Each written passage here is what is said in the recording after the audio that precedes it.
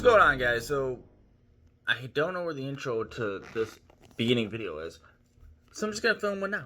I had a poll. If you guys don't follow me on Instagram or Facebook, or not Facebook, Instagram, TikTok, whatever, I don't know, whatever. Either way, I had a poll on what the next series of videos will be, and people voted. And without further ado, it begins, or continues from, I don't know, what, 3 years ago or something? I don't know. You remember? You remember? No? No one does. Alright, without further ado, let's get to the finishing of the B5 S4 rs4 conversion. Let's go.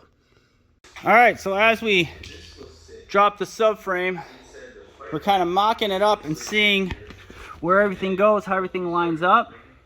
And this side I clocked the turbo right, it's feeding that way. But this side, I got to redo the turbo because it's hitting the cross member. So I got to kind of clock it more that way and kind of get it tucked up in there. But we got it on some stands, five jack stands essentially, and then it sits whatever. But I don't know if I'm going to change out no coilovers because those got to go. I got adjustable control arms that I got to throw in. So that's why I just took it out this way instead of the other way.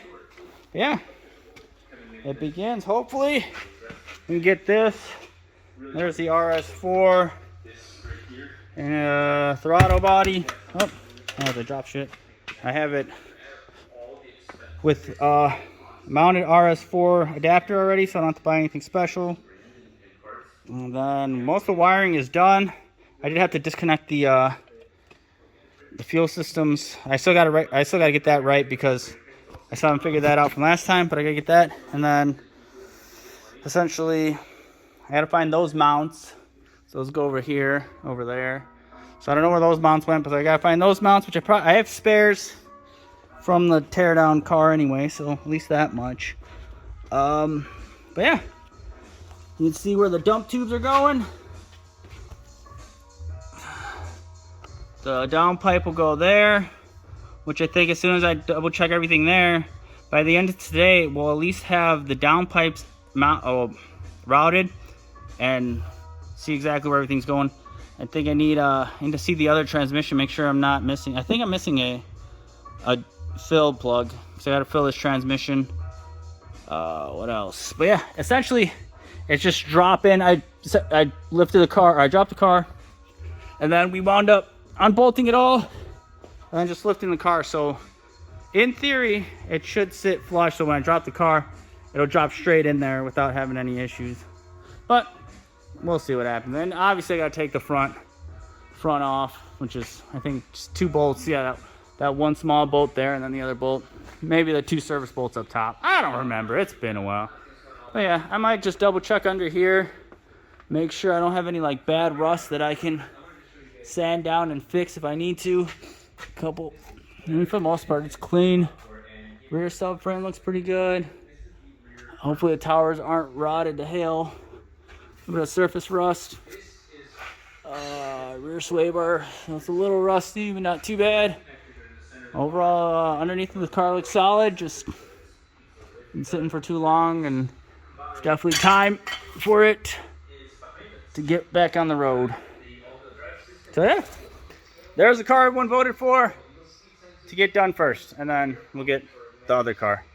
Nagaro, Nagaro, Nagaro, Nagaro, outside Nagaro. So, living blue life. Alright, so now we're going to clock the turbo. I removed it from this side, as you can see, and I got to line it up. So I'll have all the play here, which I don't think I need much, just need a straight line. Kind of like how that one is. So they're both straight, good to go. And I'm going to put that one back in. Essentially, clock it to the correct specs, line it up, bolt it on, and then I should be good to go with the turbos. From there we can kind of feed everything else into the things. I can run AC, I can run everything else I need to run, and then I just got to go through, like I said, I got to go through everything and see like the diverter valves loose, external wastegate's loose. Like everything's kind of just loose because I did it a couple years ago and I was trying to get everything done, but in the garage in a confined space made it hard to do. This side, I think, yeah, this side looks like I essentially ran the lines and stuff. I think I didn't do that side because, yeah, that's still loose. I didn't do that side because of everything else. But yeah, I gotta make sure that I don't block the front drive shaft, the front half shafts. So there's a lot I gotta like pre-plan to not have to redo this and not have to fucking drop the motor again, because I want it to go in, start up. I'm gonna start up with no coolant, obviously oil and stuff, but I'm gonna start up with no coolant, make sure the oil lines are good, make sure nothing's leaking. Just kind of do like a little startup, but for right now I just want to make sure everything's lined up, everything's good to go. I need to get an rs4 gasket or make one. For that, I need to still put on the fuel pressure regulator, and then I should be ready for everything else. All right, let me just knock this out and then I'll show you how I clocked it and everything else. All right, so we kind of got it clocked. I got a little bit of room over there and it's sitting. We got, I mean, I could probably clock it more down if I need to, so that sits like that. But I want it like up and in there. It's kind of tucked up in here. So I think I'm gonna clock it this way. I'm gonna leave it the way it is, like this. Hopefully I'm not gonna be blocked by any bolts or anything. But I think this is the way this side's gonna sit, and then we can start kind of getting all the oil lines ran, which this I think has to go up and around up here. And then just gotta find all the oil and coolant lines for this guy, because I'm pretty sure the other side's done as far as I know. But here's one line, because that goes straight from there. Yeah, that goes to this to the oil line. That goes there. This, I believe, goes to this guy right there. So I gotta find that bolt, and that bolt's up there.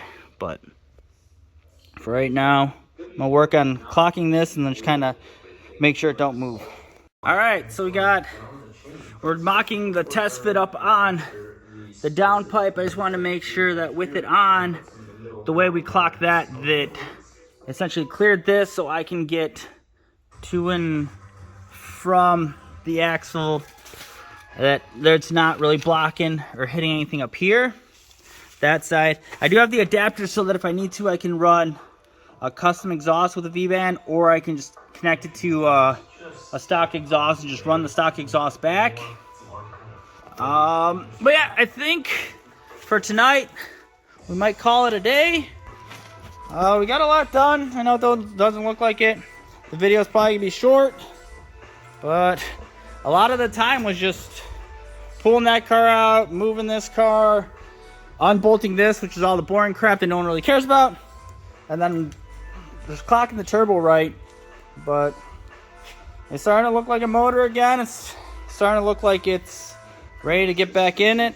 I think slowly I'll just start tightening down all this stuff, probably off camera.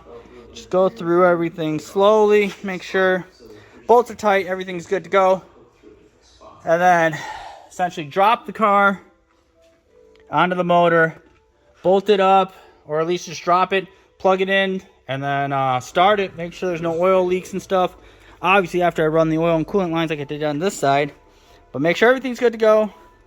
And then after that, just kind of button it up and call it a day. Yeah. That is all for this episode of I'm an Idiot. I have too many projects.